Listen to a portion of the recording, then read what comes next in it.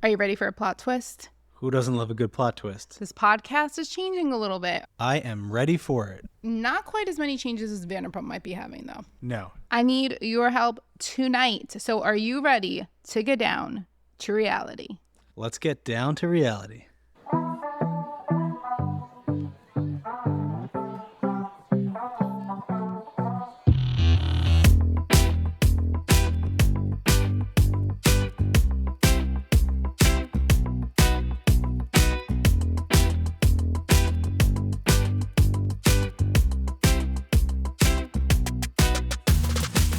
Welcome to Down to Reality. I am one of your hosts. My name is Ro, also known on social media as Reality Ops. And I am Hubs, also known on social media as DTR Hubs. Yes, but Hubs does not have posts. He does not make posts. He just comments. No, after the last podcast, I got up to 11 followers. Oh, 11 now. I went from 8 to 11. Okay. Yeah. That's great. So if you follow our podcast, I've been recording off and on with Hubs, my husband, and but we both have different commitments, and Em said because of other work obligations, she's no longer able to record. So because of that, that's a huge change. I'm going to basically have Hubs here on certain weeks, and other weeks we're going to have guests. So we have a guest that's coming up for, I don't know if it's the next podcast or the one after. I have to look at the exact date. But one of our first guests is Vanderpump Recaps, who a lot of people know and love. She is on TikTok and Instagram, but especially on Instagram or Reddit. If you follow her, she posts recaps of all the episodes. She has become a friend. I'm so excited to have her on. We do have other guests planned as well. And we have a Vanderpump special guest that will be on soon. And another one planned for June. So I am excited. There's a lot coming up and we are going to make it work, right? Yes. Make it work. Yeah. So on today's episode, like we always do, if you're new here, our last episode, by the way, had like 5 times the amount of downloads. Yeah, it was a lot. Yeah. The one before did really well. And then the last one, it's progressively doing growing better and better. And the last one was, So some of you are new here. And if you don't know, we always give some news in the beginning and then during the recap as well. If you're a regular listener, a few weeks back, I also gave an Easter egg about something that somebody on the show is going to be doing this summer. And on this episode, I will give an Easter egg about that. So make sure you listen carefully.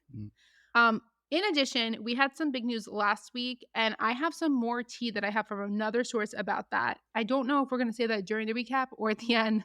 Maybe I'll edit this after so they know, but I will give that information as well. There are some new things I found out. Also found out some stuff about the reunion.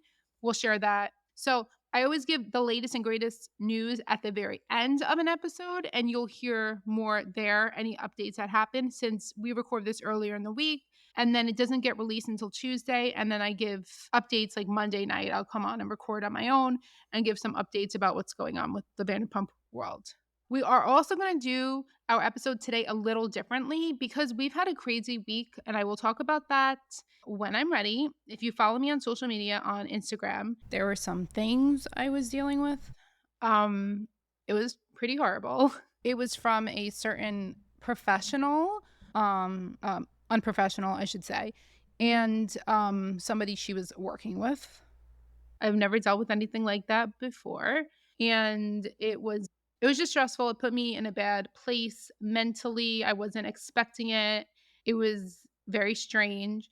Because there's some posts about it up still, I will update you guys when I am ready to, if I need to, like if anything continues. But it was stopped. It seemed like somebody kind of jumped in and stopped it. But I just want you to know, if you're somebody, I'm not even joking, I would say over 100 messages about it, like kind messages about what happened. A lot of support.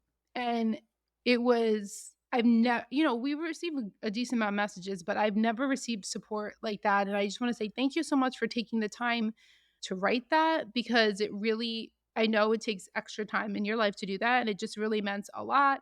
I didn't even know I had that much support.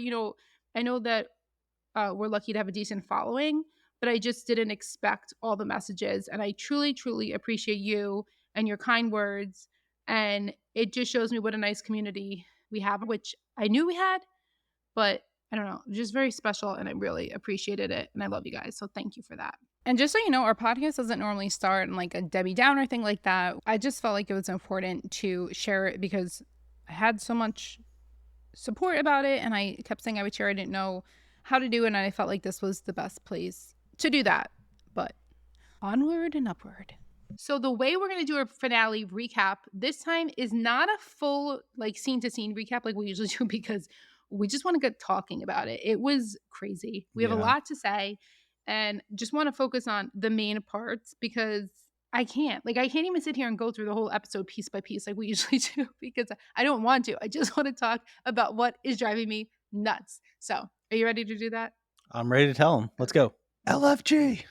Okay, so first of all, in the episode, we have the restaurant scene. They go to lunch at House of Nanking and in Chinatown in San Francisco, which we've been to San Francisco. It's very nice. It's very romantic of a city, I would say. Yes, I love San Fran. Oh, what they didn't hear our last episode recap, but we talked about Katie. It couldn't get out because we couldn't finish recording it and there was just too much going on.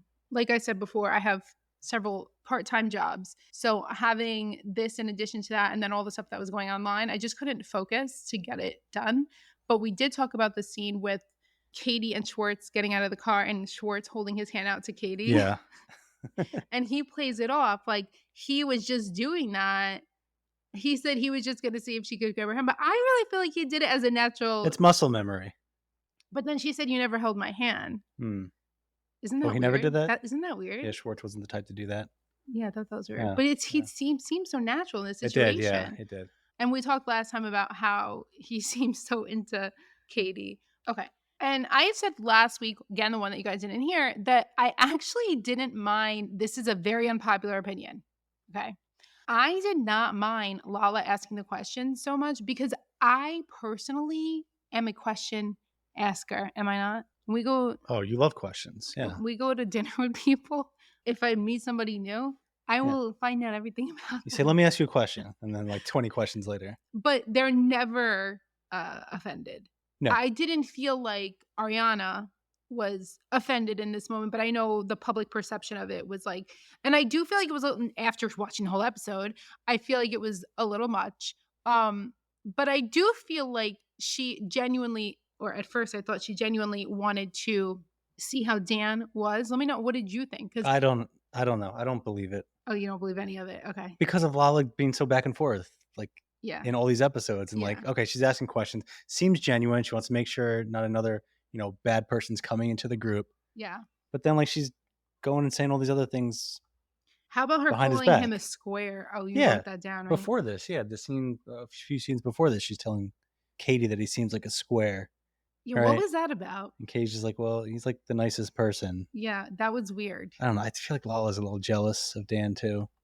You think she's jealous of Dan? I think she's jealous of Ariana and everything Ariana's doing. Anything that has to do with Ariana, and Dan's included in that. I now read a little bit of it as jealousy. I know you've been feeling like that. I think my family, like I grew up like the Italian household. I don't know. It's like not good to look at people as jealous. So like we kind of learned, or maybe it was, I don't know, just not to ever look at people as jealous. But then sometimes it's so blatantly jealousy that it seems like it's jealousy. But you think it's jealousy? Why? Like of what? I think back to the whole idea of, Lala went through stuff and now Ariana's going through stuff and she's getting all these opportunities and right. Yes. Lala's obviously very pissed off that Ariana doesn't really want to film with Sandoval, even though she has plenty of scenes around Sandoval this season. Mm-hmm. I don't know why they said that she refuses to film with him, but there's plenty of scenes where she's in the same area as him. Yeah, I know. Right? It's true. I don't know. She just doesn't want to talk to him, which is understandable. I thought then, so Lala asked the questions, but then who else asked the question? Oh, Allie. And Allie's questions. Schwartz asked the serious questions first, right? Right. He's like, let's just jump to the serious questions. Have you ever been in a threesome? Yeah. And that got the laughs. Yeah. And they were both laughing at him. Like Ariana, here's the thing. Ariana's laughing at him. Ariana's fine with him until he says something that pisses her off. Like then when he made the comment saying like, he's not a bad guy. He did a bad thing. And she's like, a bad thing? Oh, she switched quick. Yeah. Okay. She was so uncomfortable. Her face, she was pissed. This is what the Ariana, I feel like I can't call them anything but Ariana haters, because there are some people who are like literally do nothing but want to point out how horrible of a person Ariana is. And most of us don't buy it. But I viewed her response to him as like, you are lucky to be sitting at this table with me when you knew about that affair and you did not say anything to me, and I'm giving you a little bit of what's leeway here. Leeway. And I'm Yep. letting you be around me because I do love you. You were my friend for so long. You did an F up thing. I do understand people's perspectives that you were in a bad place. You had everything with your family going on, and it was hard for you to focus on that. And I giving you that grace there. But don't you dare sit at this table with me and tell me that he did a bad thing when it was a 7-month affair. Okay. And he cheated on her before that. It wasn't just, a lot of people forget. He didn't just cheat on her, the Miami girl, and the 7-month affair. Like he said to Scheana, there was one other time, which maybe it was a bang, maybe it was more, who knows, probably just a bang. But I also think that he only ever admits partial truth. So I'm sure there were multiple times. Yeah. Like multiple times that happened. But still, and by the way, we need to talk about this. There's this like rationale that like somebody who lives in LA talked to me about where I don't know if this is an LA thing or what, but like a lot of them believe if you have a like one night stand, it's like more forgivable.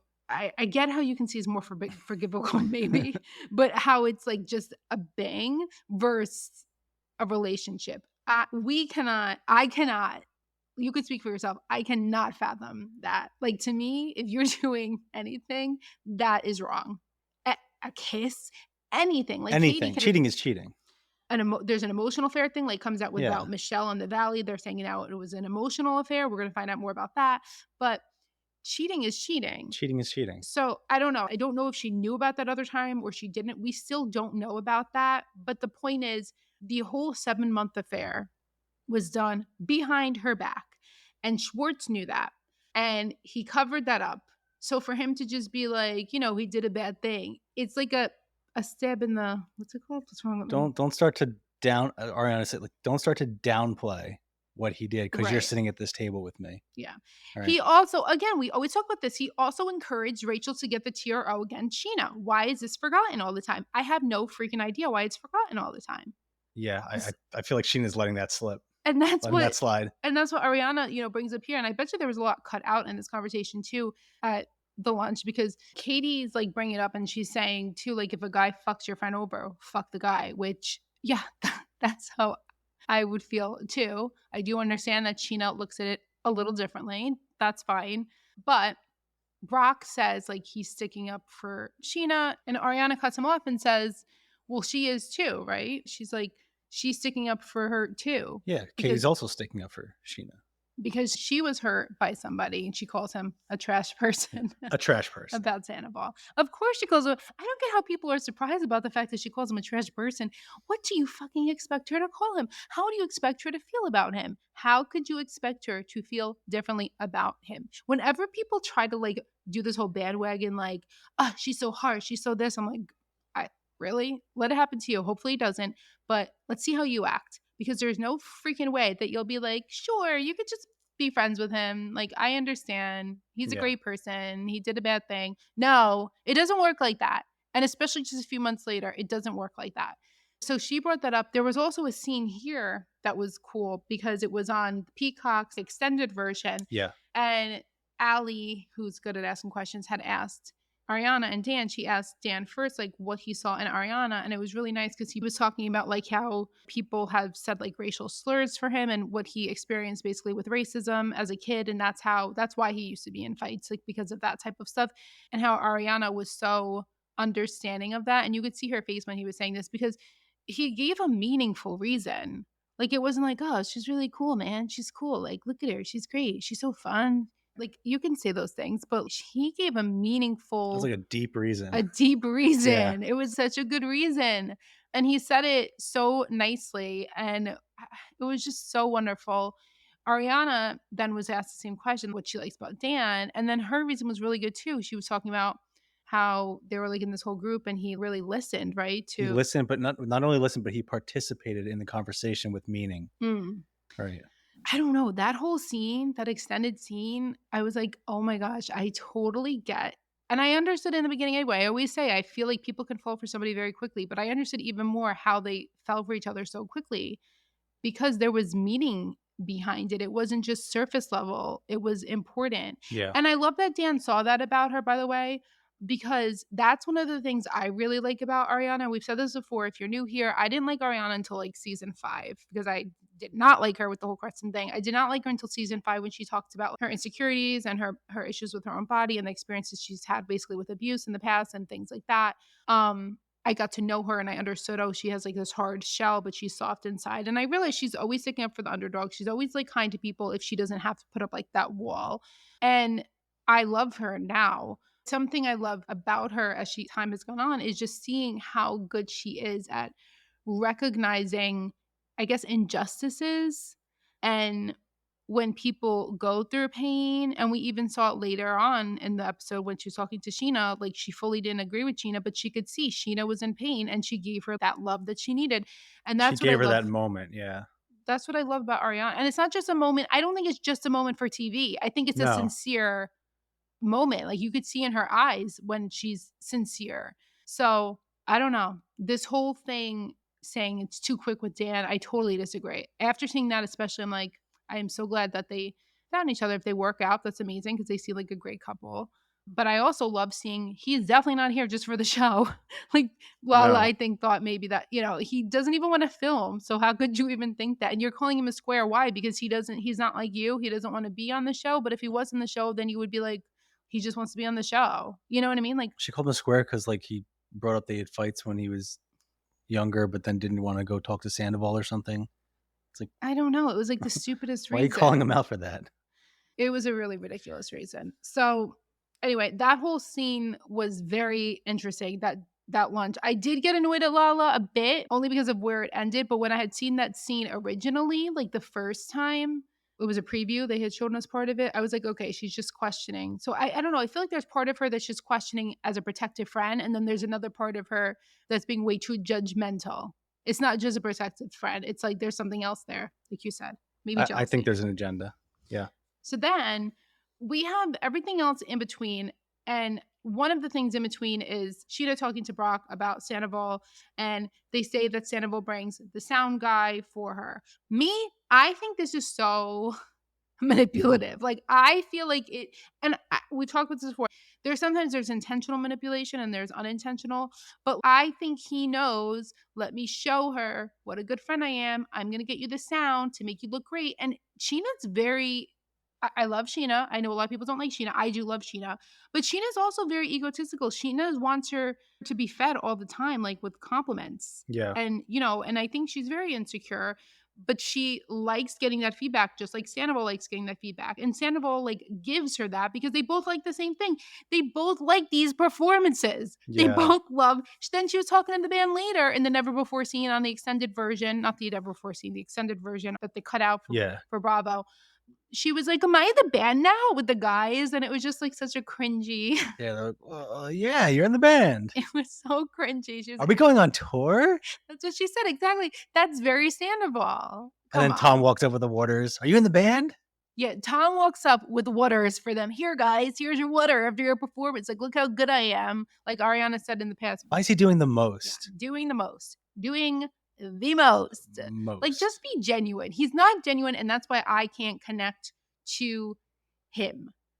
There are other times I connect. I'm like, I feel like this is a genuine moment. I think that was a genuine thing to do. But for the majority of what we see on the show, it's so performative. It's so set up by him that, like, people read that, people feel that. I don't know many people who are like, wow, look at how nice he is. And that doesn't even mean that he's a bad person. It just means that for what he did and all that, but it just means that you're performing too much and you're not a good actor.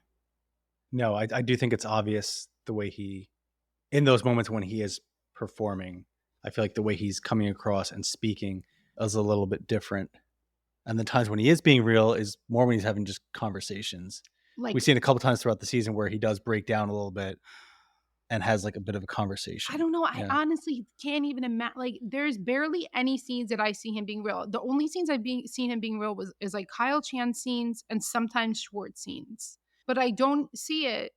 I felt like when Scheana sat down with him outside of the party that they did in the last episode, yeah, on that balcony, which was beautiful. Which, by the way, have you guys noticed? I guess that's the wildfire smoke in the air. I don't know if you noticed the haziness and oranginess to like everything. It was like that here for a while, even on the East Coast. Well, because we had them last from summer. Canada. I think that's wildfire smoke in the air. It was like very dreamlike looking. It looks pretty, but it's from a terrible thing. But I felt like he understood her in that moment. But the thing is, Scheana forced that apology. Scheana tried to get him to see what he was doing wrong, but it was just too quick. All right, we'll get there. What did he say in that moment? I think I can do that. Yes, I think that's something I could do. I think that's something I could do. Yeah, it's like okay. Okay, well, if you think, it's not very convincing to me. Well, actually, back to the buying thing real quick. So, like you said, Scheana sort of feeds off of the things that will bring attention to her. Like Sandoval, he bought the sound guy. He got her the gold microphone, right? It's like doing these things. You got her a gold microphone? Yeah, you got the gold. That was from Sandoval, right? The gold microphone. I don't remember this episode.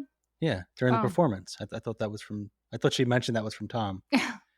But it's like, these things. Oh, this is all about me. Look, Tom is making this even more about me. Yes, I know. He's not so bad. He does these nice things. Right. But like, what are the nice things? It's all physical. Like, how is he there for you on the emotional? That's what I want to know.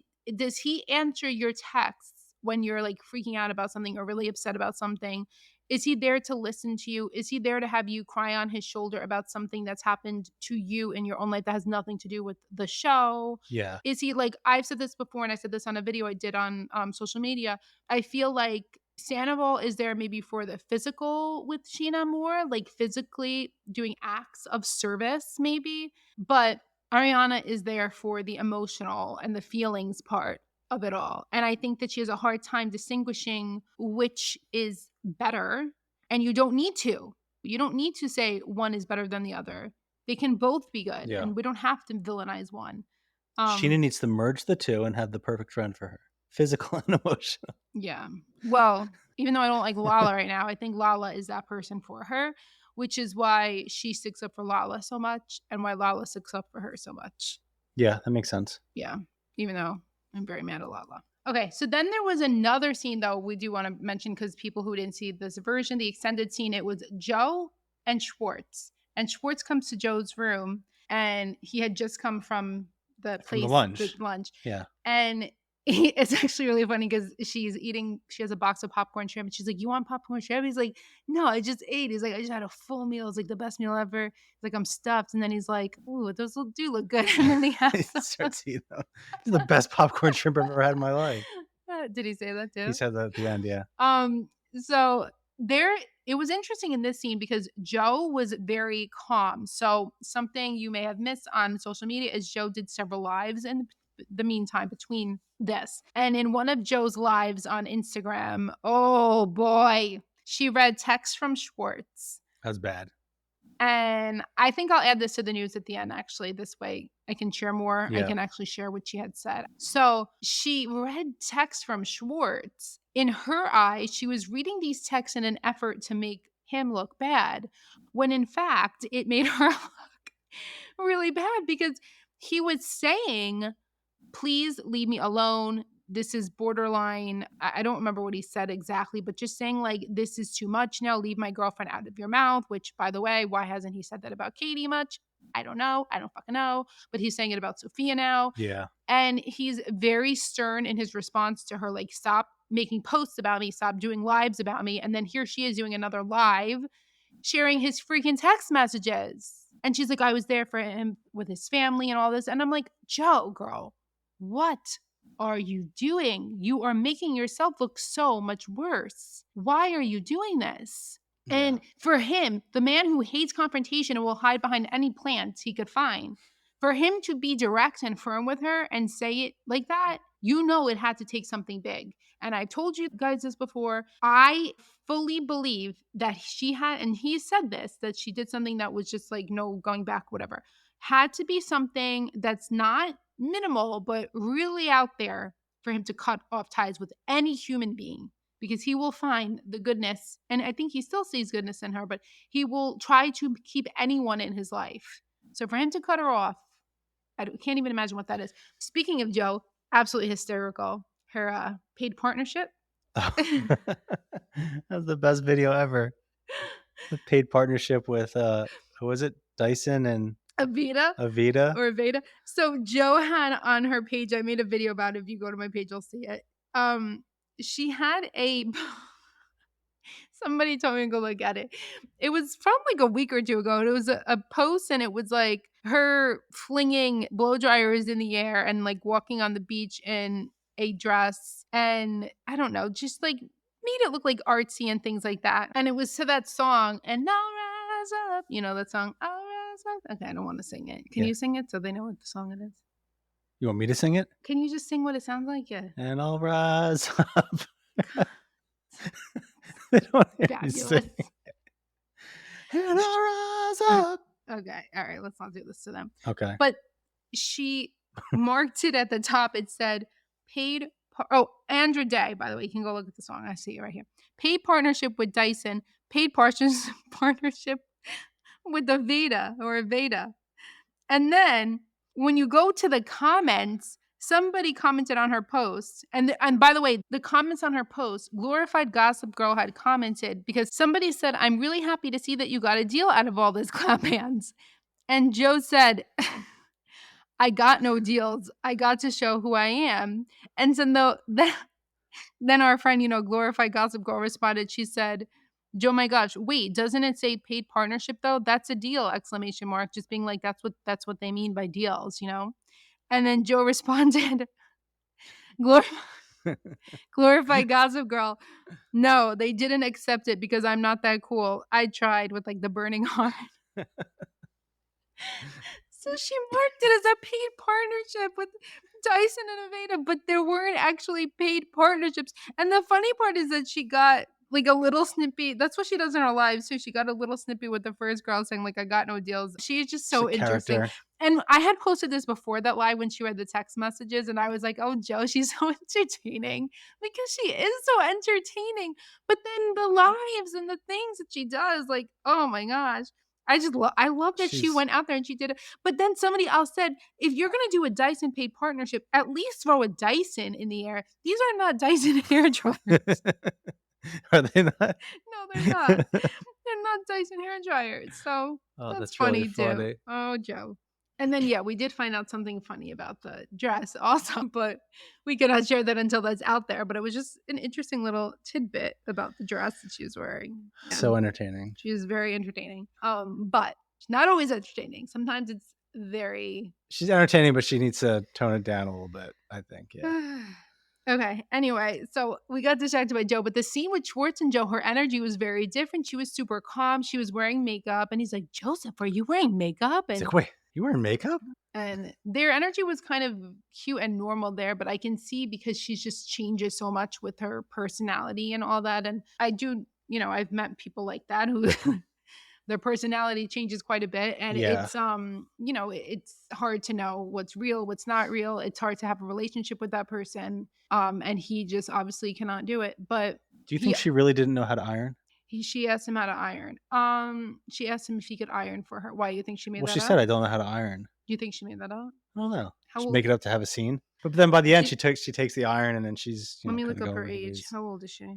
I mean, if you're over 35, if you're over 30 and you don't know how to iron, I feel like that's kind of strange. I mean, if you're a hairdresser and you're working like curling irons and... Joe is 35. You don't know how to work an iron? Oh, that's a good point. Right? You're a hairdresser, you're doing blow dryers and curling irons and straighteners. And if you can use a flat iron, but you can't use a real iron, that's a good point to think of that.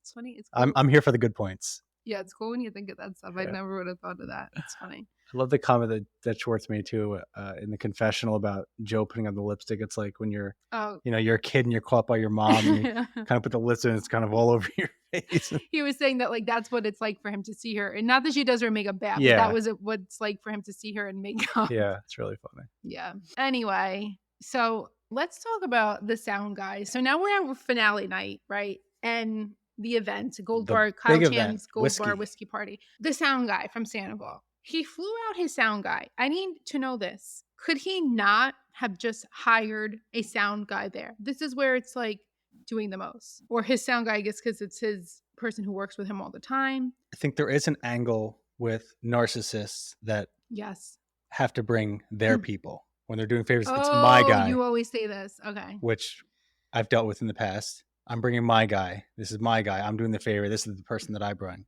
Why? You know, So they have like control. it's almost like I'm doing you a favor, but it's like I have all the people to do everything. Well, and I'm because I'm And doing you a control. favor. Yeah. I'm doing you a favor. So I can think there's also that angle. Like, okay, he paid for it. Good point. I'm bringing my sound guy. I have the best sound guy, you know, that kind of works in the business. Yeah, you're right. Right? That's like the same wording. The sound guy. Yeah. No, that's weird. I didn't think of that. I mean, I thought of it as, but I forgot what you said about I have a guy. Wow. So yeah, I mean, I'm so blown away though by how do you not see this if you're Well, it's like you just don't want to see it. If somebody's doing favors for you or somebody's giving you gifts, you don't want to see it. Maybe some when people. you're getting stuff, yeah, at times you're looking at the surface level, you're getting a gift, you're getting this. And like Scheana, like we said before, she's getting these things from Sandoval that's going to elevate her performance. We can really understand, I think, how it cannot be seen by some and not by others. Yeah. Yeah. It just depends on. But like, yeah, Sheena's getting things that's going to elevate her performance. Oh, this is for me. Oh, you're doing this for me to make me look better, to help with my performance. So she's almost got like an extra layer of blindness to it, I think, in this moment. Let's talk about this was also the extended scene. So if you guys don't know, the guy who threw the vase and all of that through the water was trying to dance with the girls and everything in the private area for Vanderpump. We need to talk about this because I have heard from multiple people that guy was not planted. It was not fake. I can't see how that's true because it looks so freaking fake. It looked fake when I first saw it. Then I heard it wasn't fake. But then watching it here, it was so fake. Yeah, I was waiting for that to come up in the actual episode, and then we didn't realize it was going to be in the extended after. And when we saw it the other day, I honestly think because they knew that too many people would be like, "Oh, this looks like." We looked at each other right after, and we're like, "That was like just a weird." Acted scene. I had made a video back then when this came out, like the actual finale night, because Draw Me Bitch was there with Brittany Adams, who we love both of them, and they had sent us, videos and posted things and did a live that we took video from. I had made a video of Sandoval, like that part where he goes in a circle with that guy with the chair. He's holding the chair, and I did it with that song, like, and I'm telling you, what's that song? I can't remember the lyrics to it. The Jennifer Hudson song. Yeah. Oh, and you're gonna love me. That one. Yeah. And it was like spinning. And that's what I felt like. I really felt like in that moment he did it. Like, oh, look at how great I am. Your savior. This final I'm performance. saving you. That's how I felt. But then watching it again on TV, even though everybody in between told me, oh no, it definitely wasn't fake. Told me who the person was and all that. I'm watching it. I'm like, how is this not fake? It looked even worse. Sandoval like came out of nowhere, like Superman.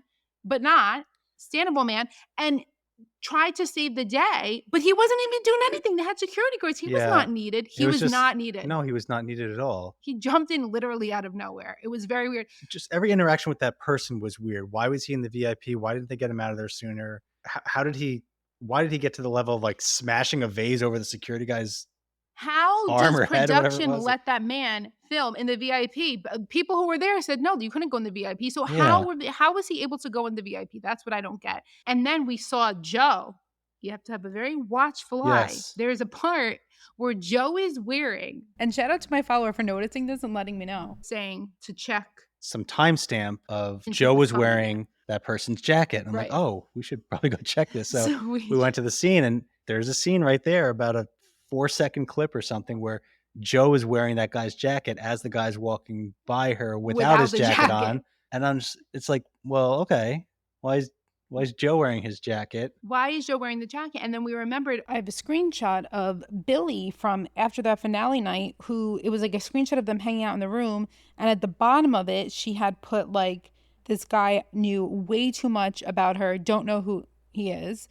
And also did a story talking about how the guy knew all this information about her life. And it was very confusing because I also heard from other people that they don't know where Billy got that from because they didn't hear anything of the sort. My gut feels like Sandoval purposely had this guy do something weird to make him look good in the end of the finale. And he thought maybe he wouldn't get his moment with Ariana and he wanted to look good. I don't know. I can't help it. That's the feeling I got. Was this actually what I'd be interested to see? Because I know they can cut when they're doing the episode and move things around. Was this scene actually after when Ariana stormed out, was she already gone at the point, or was this before? Like, was No, this supposed to be part of like Sandoval in his head? Like, I'm having the Ariana conversation, then I'm going to save the day at the end, and then it's going to be like the finale. This was before that conversation, and I only know that because when I was watching it live, I thought, did this have to do with Ariana walking out? Like, why was she upset about this?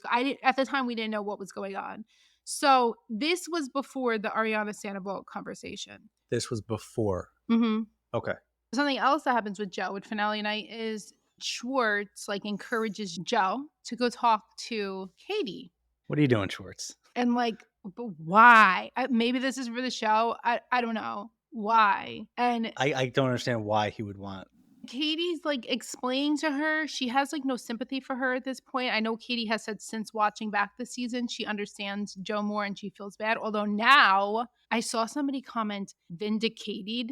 They said vindicated or vindicated. Like I saw that popped up somewhere. Yeah. Yes, I feel like everything that Katie has ever said is totally vindicated. So she is vindicated because the girl. I'm gonna put that on a t-shirt. Yeah, she should. With all of Joe's lives lately and everything that's been going on. And it's funny because we're going to see Katie apologize to Joe at the reunion. Although I don't know like how deep of an apology it is. Joe made it sound like it was so sweet and all this. But then she's still talking about Katie and like giving her digs in her lives. Oh, we forgot to say before, one of the things that Joe said in her lives, she called Schwartz's girlfriend a fan, which is very... A fan? Yeah, you didn't know that? No. Which is very funny because Joe was a fan of the fucking show. Yeah. And Zach Wickham from the Valley, who's friends with Kristen, commented a whole thing back about that. I believe this was to Bravo Boo's post, who love also. And he said, okay, so let's start with a few corrections. You never talk with Tom because he doesn't want to talk with you. And if he does, it's out of politeness. Sophia is not a fan of the show, but you sure were when you met Kristen. And I could go on, but I'll just end on one note. You, in caps, are the one that gave your friendship up with Kristen and decided that being on TV was more important than someone who has been there for you, supported you, paid, in capital letters, for you when no one else was.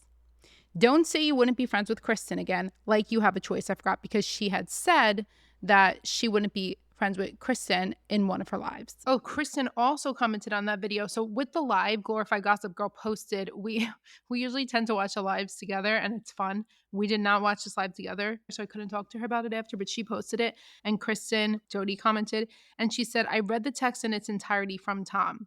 She's absolutely out of her mind. She's cherry picking what she wants to be out there. She's an attention freak and a liar at this point. Enough is enough. So saying even more, like we said with those texts, people were commenting when she was reading, she wasn't reading fluently. She was like pausing between, like it seemed like she was leaving stuff out. And then Zach posted somewhere else, which I don't remember where he posted, but he posted on another post. I don't know whose post it was, but he said something like, talk about fan, like, let's get it straight or something. You were the fan, like what you did to Kristen, you know, behind her back, stop talking to her and all this shit, like just sticking up for his friend. Yeah. But anyway, here's Joe saying that she's apologizing to Katie. It's really funny though, because she's like, the way she words it is she makes it sound like she's going to apologize, and I've met somebody like this also. It's actually funny because I'm seeing like similarities with them. But she makes it sound like she's apologizing. But then when you're not happy with what they're apologizing or how they're saying it and don't agree with it, then all of a sudden they're mad and they're angry and you're terrible. And it's like, okay, I'm not going to accept your apology, or I'm going to question your apology if I don't agree with it. Like if I don't think it's sincere, or I don't think it's real, or I don't agree with certain points, or you know what I mean? Yeah. Like I think most people at this point see this side of her, but it's just so interesting how there are some people who can try to portray themselves as being so good and so innocent and call other people mean girls and bullies and things like that. And look at what they're doing behind the scenes. And they're not showing. She and Rachel make sense as friends. That's all I'm saying. They make sense. The duo. They make total sense as friends. Yeah.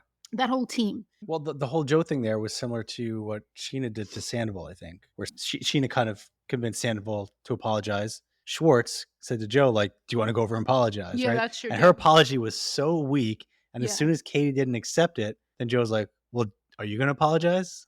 Yeah, Like, what do you have to say to me? what? Right. She's like, When people look no. for an apology back, Like yeah. right away, she jumped in. Well, Katie, are you going to apologize? And no, Yeah. no, she's not going to. Such a And that's where child. Katie really broke down. Said, "You didn't even think of me in this situation. You didn't think of the other woman in what you did." Yeah, the fact that Joe just moved in so quickly, was texting Katie. Bieber loves you. Yeah, Bieber It's loves all good. you. I love how she was like, I sent you that nice I sent you that nice text. text. What?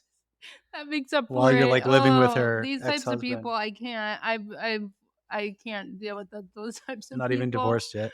And they make so much confusion in your life because they're so confusing with like what they try to portray out there is like kindness and all this shit. And What then like, person am I getting? what person am I getting? Yeah. Oh God, it's scary. Anyway, and then we see here also later on, Sandoval goes up to Dan and so it's like that. It's awkward. A+ to Dan, by the way. Yeah. A+ for not shaking his hand and just Well, he looked like he was sitting like there. trying to feel it out a little bit. Yeah, like see like what am I doing? I love how when he said that time, he's like, I know what he did to her. When he said to Lala, when Lala goes in his room, that was in the last episode when he get to talk about and he like whips his long hair down and Lala's like staring at him. But then Lala's mad that he's not filming and she's like she's trying to get a rise at him in that episode. We didn't talk about she was trying to get a rise out of him, Everybody's trying to get it seems like people are hoping to get a rise out of him, but it's not going to happen because he is too cool for school. Yeah. He's calm, cool, and collected. He's not about the reality TV world. No, he's not. He's really not. I really like him. But Sandoval and Schwartz is so uncomfortable. He's like, you sure you should do this? Like with everything that night. I feel like he tried to also get Sandoval to not go up to Scheana. He said, I don't think it's a good time. I don't think it's a good time. Like even Schwartz seems to be going against, up to Ariana is what I meant. It seems like he's, trying to not just do what production says, but also do what like is right or what's right in the moment and feeling things out. And, he knew it would not be good and it was not good. We're just going to take a quick break and give a shout out to Draw Me Bitch, the person who did our podcast artwork, who is amazing. Please check her out on Instagram and on TikTok. She also has her website, shopmebitch.com, where you can buy coloring books, stickers, gifts for all things Bravo. But she now has a subscription on her page, which gets you access to weekly Vanderpump coloring pages. Definitely go check her out. You will not regret it. And I also would like to give a shout out to our friend Peyton. She is Glorified Gossip Girl on Instagram. Right now, her account is down because of weird rules that don't make sense. So please go follow her back up at Glorified Gossip Girl, but with a U for the girl. And she also is Glorified Vintage Girl. She does amazing work. A lot of Bravo Lebs wear her and order from her, including Ariana Maddox, Danielle Rivera, Katie Maloney. Go check her out and support her. Her website is on her IG page, or it's www.distressedout.myshopify.com. She is a super hard worker. She's great at what she does, and she's an amazing person as well. So 2 fabulous girls to check out. And now back to the pod. So now Scheana does her performance and banger, by the way. She's doing great.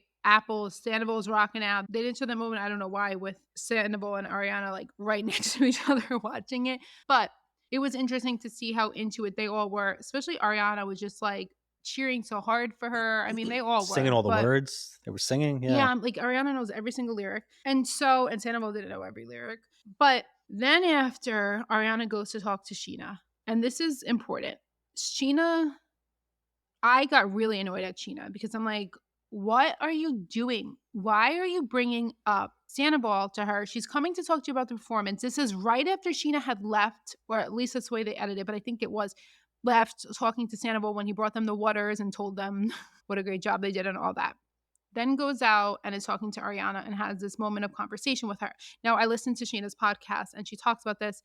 And, production wanted them to have these conversations. Production wanted them to do these things. So I do understand that aspect of it. She talked to Ariana. It seemed very inappropriate. It is very inappropriate. But I do understand how if production encourages you having these conversations, that's the plan for the night, then you do that. I get that. If it's not too uncomfortable for you, it doesn't go against your morals completely, and you feel like it's important to you. I do think Scheana was struggling with being friends with Sandoval and Ariana. And I'm glad that she did explain it to Ariana. I would think it should have happened sooner, but maybe they purposely waited for finale for that so that you have stuff for next season. I don't know.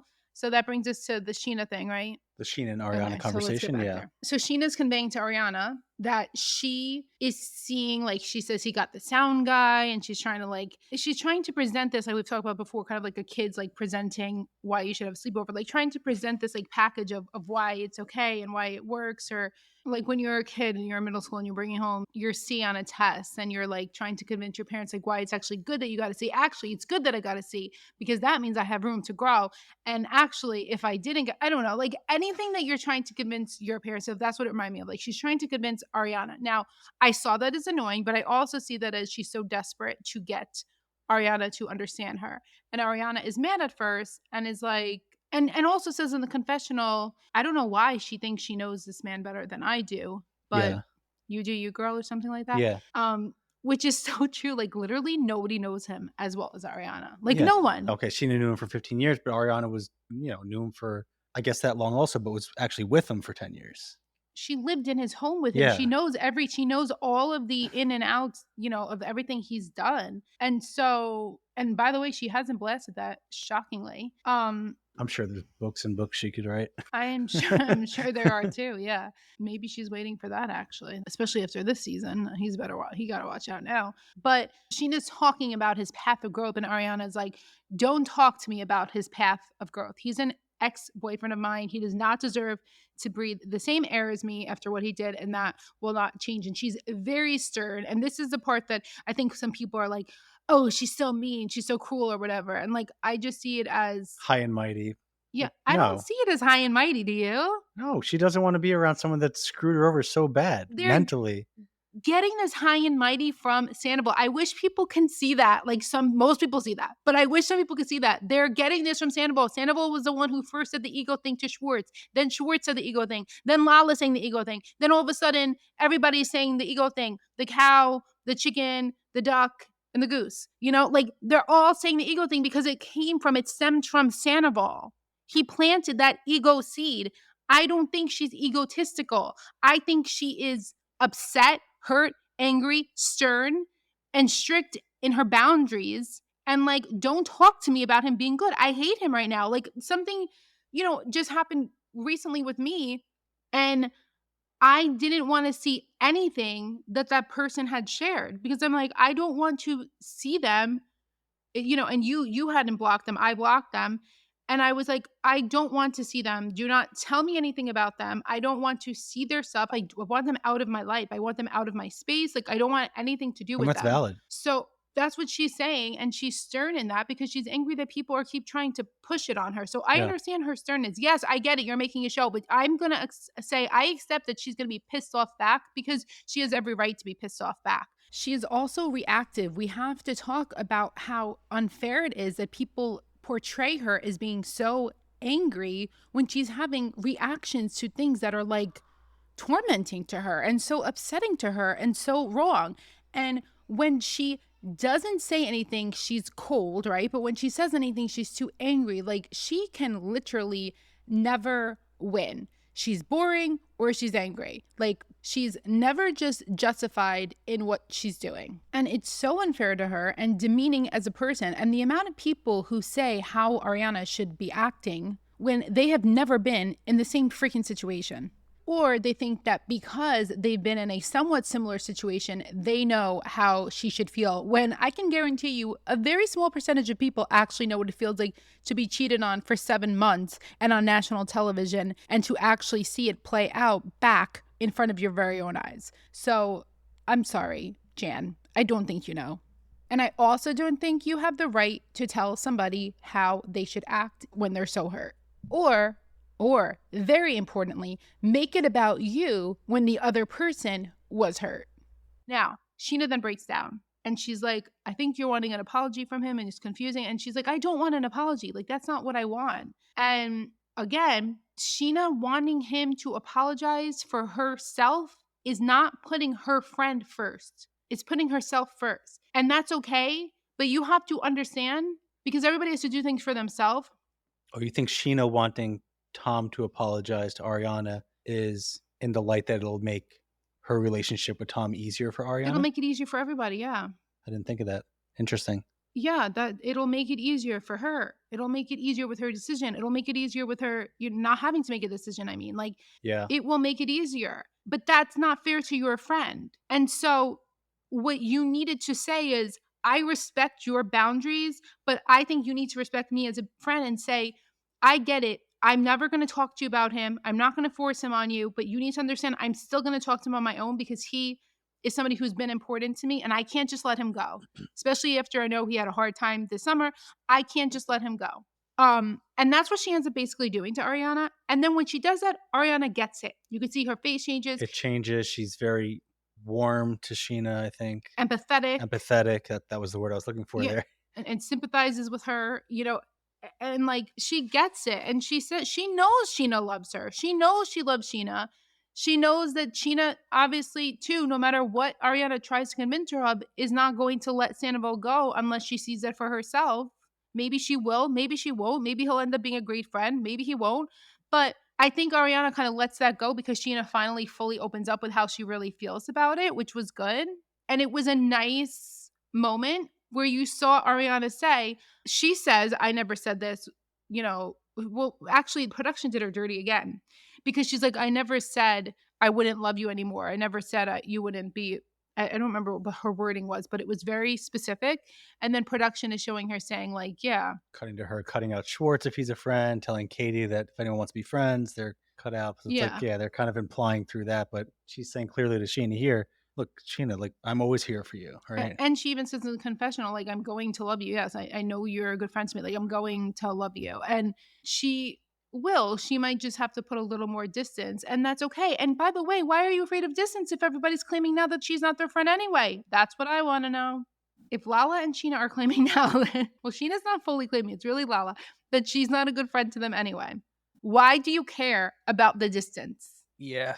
Does that make sense? No. Okay. There's so many questions about this whole thing. That makes no sense. So that's where I call BS.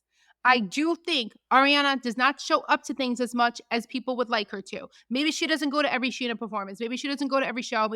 But she shows up for her lives. She knows her songs. She loves her. She cares for her. She's there for her emotionally. There are different types of friendships, okay? And what a friendship shouldn't be is manipulative or using or, you know what I mean? Like, that's what, I don't know. It's very hard to watch. But it was nice to see the softness at the end there, and they were having a beautiful moment and they were hugging, saying that they'll always love each other, right? And then great moment, couldn't have ended any better. And then in walks Sandoval. I'm telling you, production was like, all right, now's the cue. Go over. Okay, I do want to say this really quickly though before we get to him. Whenever I say I like Scheana, and I know a lot of people don't like Scheana, I do think that Scheana has good heart. I think that Scheana just loves certain things. And the show, I don't mean just the show like physically, I don't mean just Vanderpump. I mean like putting on the show. She likes to be fed like how great she is and all that. But I think she has a good heart and I think she loves deeply. And I don't like the way she handled things, but I can't, for me, shake Scheana because first of all, she makes great freaking TV. She's, to me, integral to the show. It's good as gold. But second, I think that her heart is not in a bad place. I think she just gets super malicious back to people and nasty, very nasty back to people. And I honestly think her OCD gets the best of her a lot. As somebody with OCD, if you haven't listened before, I have OCD. It was debilitating for part of my life. Thankfully, it's not debilitating anymore, but it goes in waves and it can be really severe. Scheana is struggling a lot with OCD. OCD is a doubting disorder. So I think she's doubting everything. She's doubting, Sandoval says, she's not my friend. She's doubting, is Sandoval really this bad person? Is he not a bad person? He's been a friend to me, but is he doing it just to get certain things out of me? Like, what's he doing? And then Ariana, is Ariana really my friend? You know, people call him Scumdevil. Do you know that? I think I've seen that maybe in the comments. Yeah. So he swoops in. What did he even say to Scheana when he came over? He came over and Didn't look at Ariana first. Said something about Scheana or something. Good job or whatever. He was planning on going like this to Scheana, like talking to Scheana. Oh yeah, like making an announcement like, "Hey Scheana, blah blah blah." Good. And then to say Ariana. But before he had the chance to do that, She's Ariana, like, or while gone. he was doing that, she left. She Yeah. just aborted mission. So she knew right away she was done. She knew she She didn't probably want to. picked up. Nope, this is a setup moment. They're trying to get this talk to happen. They did know. They all knew that. Okay, so I did find out this information. And Scheana talked about how producer Jerry was pissed. So I'm going to say this here because there was some inside information I found out about this finale moment. They all knew that this was supposed to happen, that Ariana and Sandoval were supposed to talk. This was table. supposed to be a finale moment. Mm-hmm. Okay. So it wasn't happening, and that's what the cast was pissed off about. Some of the cast. She leaves, and this is where we'll get into what happens right after that. But well, you said some of the cast. I mean, just to clarify, who was pissed off about this? Really, just Lala and Tom. Scheana wasn't really that. She was like, okay, Lala, I understand. Schwartz was like, no, I don't know what I'm doing here. I think James Scheana, is. I think Scheana wanted the moment too, but again, I think she wanted it also for herself. Like a resolution for herself to finally move on with it, which is why I think Lala always tries to defend Scheana, because I think she knows Scheana needs that. We know from the first episode of the whole season, right? Like Scheana wants that resolution. She needed that, yeah. And that's why Lala talked to Ariana about Scheana. Like I know Lala is protecting Scheana a lot, or trying to stick up for her friend Scheana. I do know that. I just think that what she did was way too harsh. When we get to it, we'll get to it. But what she did was awful. And I don't like the way she's handling it. Yeah. And not respectful of Ariana, only respecting like Scheana, not considering Ariana. She's thinking of Scheana, she's thinking of Sandoval, she's thinking of herself. But like, just because Ariana has all these brand deals and is making all this bank, which by the way, okay, let's talk about this now. Good for her. Now let's give this inside tea. So I had a message from somebody, and I asked if they wanted to be named. They said no, they just wanted to share it with me. I had a post about Ariana up, and it said, "Freshly brewed tea."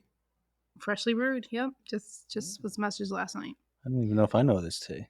So it was, no, you do know this tea. Oh, you do. I said to you before. I had a video up, and it was chill with Ariana, like meaning like relax on the way you're talking about Ariana. It was this video. I'll play it for a second so you could hear what it was. Because I need to just get this out and see the shit. A lot of people are going to look at this, watch this episode, and see an angry woman. And that is not what I see. What I see is... Okay, so it was that video. It's on my page. And also Glorified Gossip Girl reposted my video. So she like downloaded my video, so it has my watermark on it. So if you're on her page, this is where this was commented that I'm going to talk about now. Ariana had liked a lot of comments on both my posts and on Glorified Gossip Girl's repost. She liked the video. And did she comment on it? I think she commented on a TikTok. I don't remember. Anyway, so this girl messaged me. She said after listening to the last podcast, she wanted to let me know that she made a comment on that video that I made about Ariana, and Ariana liked. Because we talked last time about some tea about Ariana not joining the show again next year. The girl commented, she says, "With friends like these, who needs enemies? Really hope she doesn't need to come back for another season of the show because she's booked and busy elsewhere. These people are too toxic." And Ariana liked the comment. Maybe like a few days after this podcast goes up, I'll share this on my stories. I'll show the video where she liked it. But she liked that comment. And the tea we said last week, I am starting to think that Ariana also booked all these gigs and said yes to everything because she decided that she might be done with the show based off of this. I would understand that. And I feel like she came back and did this season, and then she was treated like shit by everyone. Well, especially now in the reunion. Yeah, there's going to be a lot of shit in the reunion that we see. So I feel we'll talk about that a little bit later. The inside tea with the reunion. Is that what you're talking about? Well, I'm just saying the reunion, how the fact that they don't show them the end of the finale until at the reunion. Right. Which kind of annoys me. They like set up Ariana. Yeah. Surprised her. Yeah. So how do you feel about that? Well, yeah, production knowing what everyone's saying behind her back. Ariana didn't see the footage yet. And you're going to surprise her with that, like at the reunion and like exploit her feelings. Right. It's like really messed up. It feels like they punished her. Yeah. Right? Really messed up. So if I was Ariana, I wouldn't go back to the show. No, I wouldn't either. Doesn't matter how much money you're going to try to give me. Well, that's not true. I think that if they gave her the right amount of money and they said certain things in the contract, that might be different. But I don't know. It is. We'll see how bad it is at the reunion. Yeah. Because there's some more reunion stuff to find out. We'll talk about it after the last scene too. But yeah.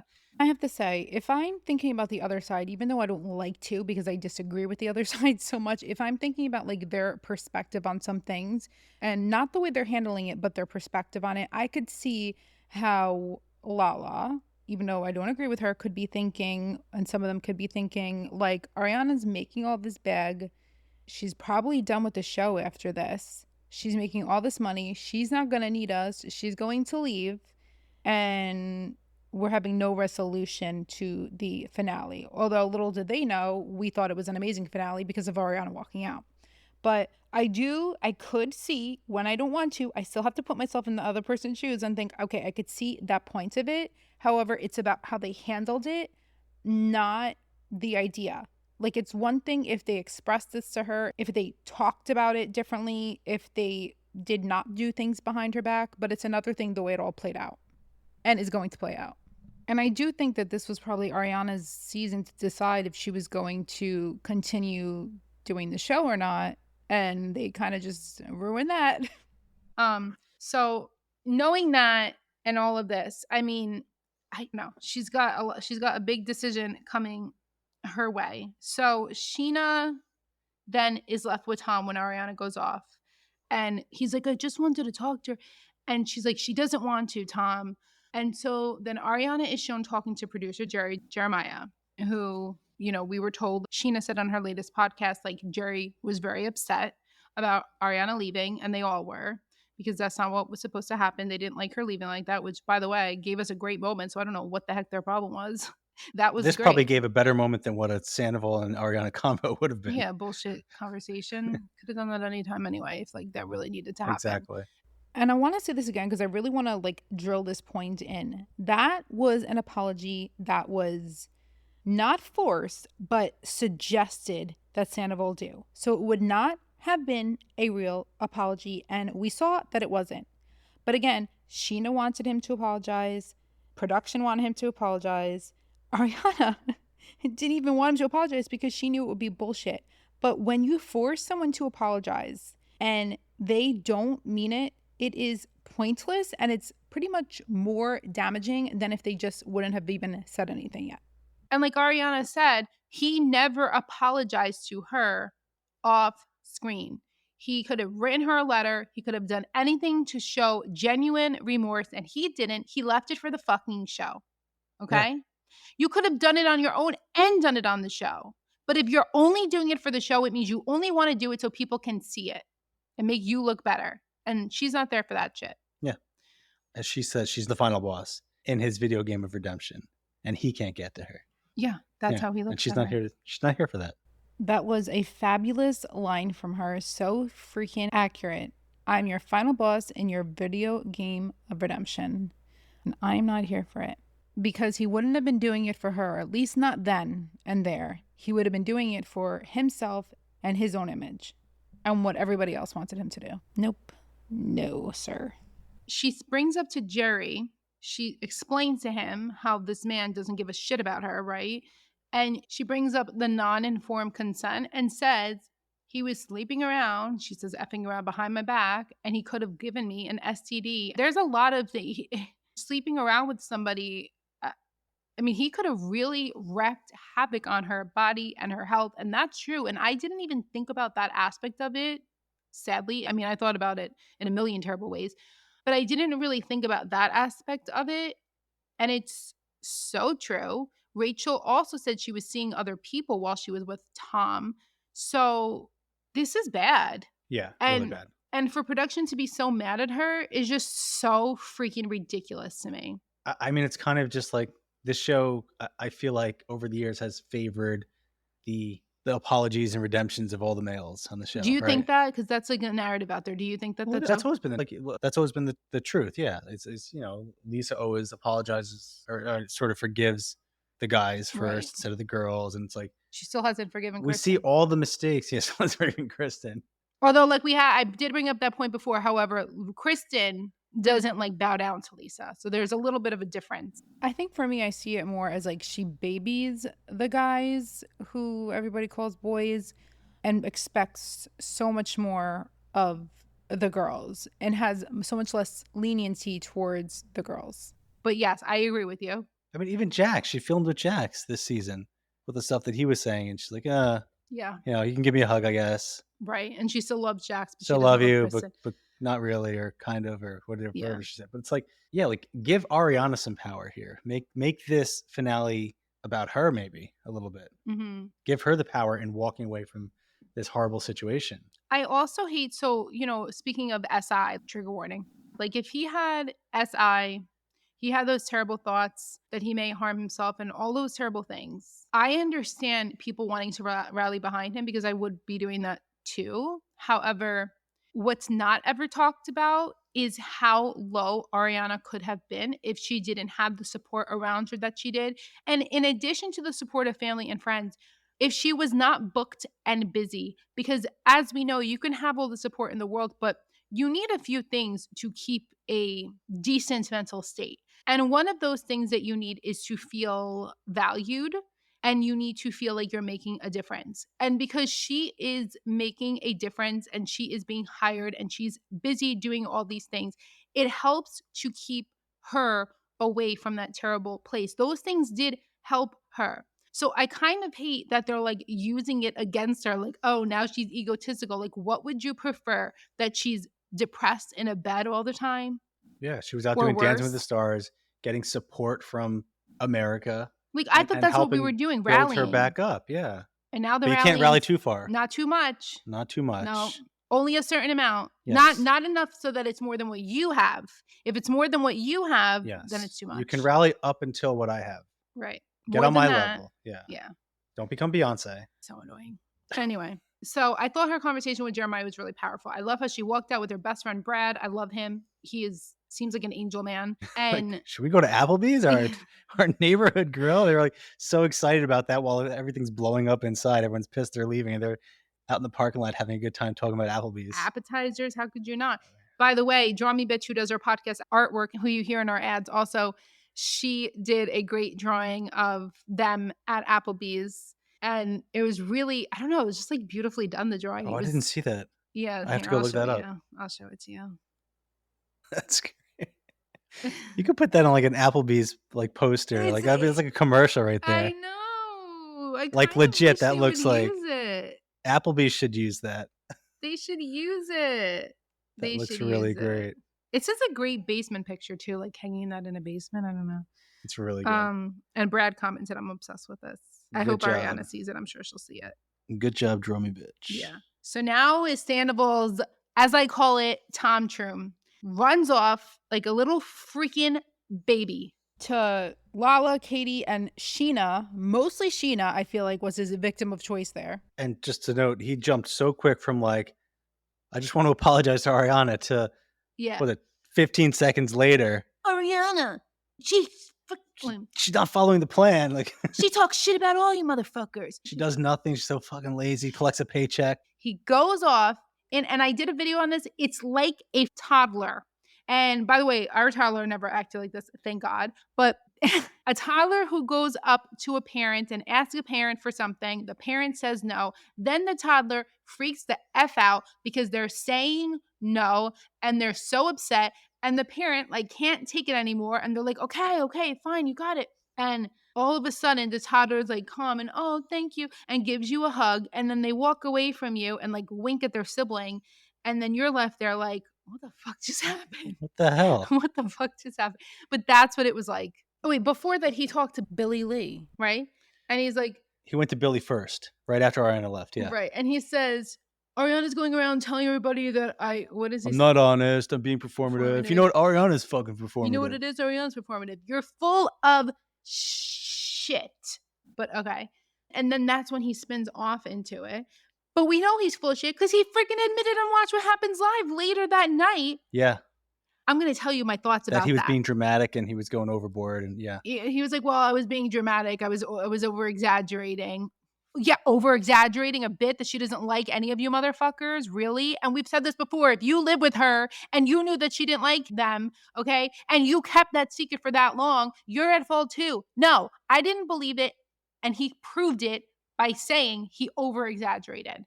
And he says, if you don't want to film with your ex, don't be on the fucking show. Seriously, you don't sit on your lazy ass, be on your phone and do nothing. Which, by the way, flashback to him saying he did not want to film with Kristen, okay? And did not have to be around Kristen. Flashback to Stassi not wanting to be around Jax. Would you consider Sandoval a traitor with the way he's acting and talking about Ariana like this? I would consider him a traitor. Like the things that he's saying and I hear other people saying all come from him. This all comes from him. And I don't get how some people don't see that.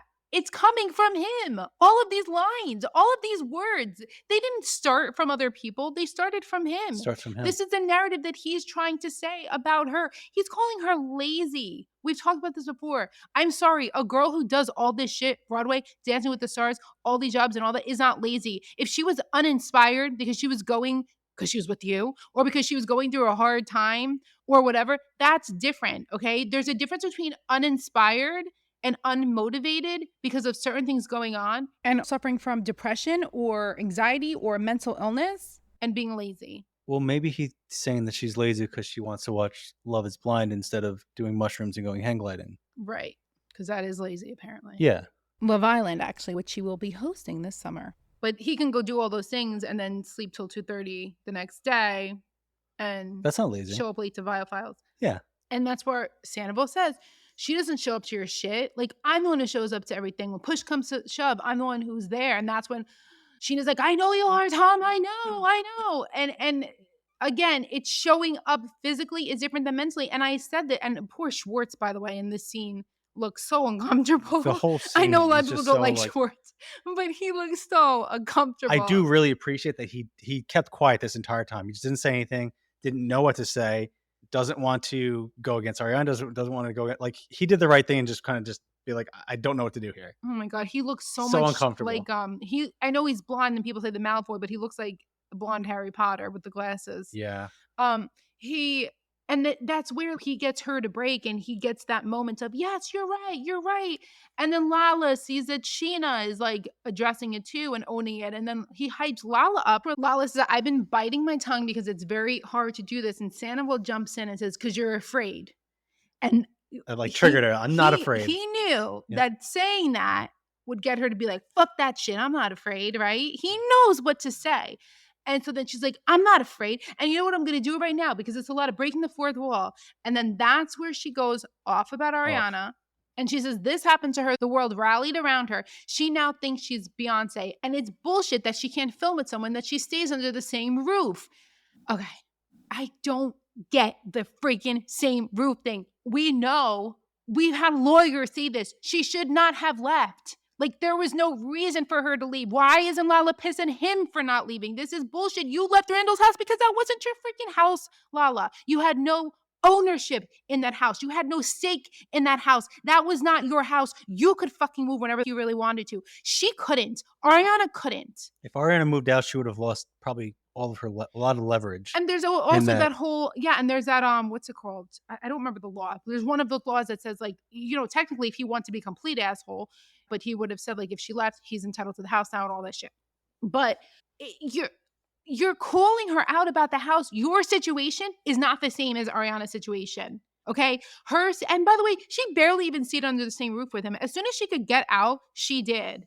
Okay. She did. And she says it's a lot that she's saying, don't fuck with Tom Sandoval. But I'm going to sleep down the hall from Tom Sandoval. I get it. He cheated.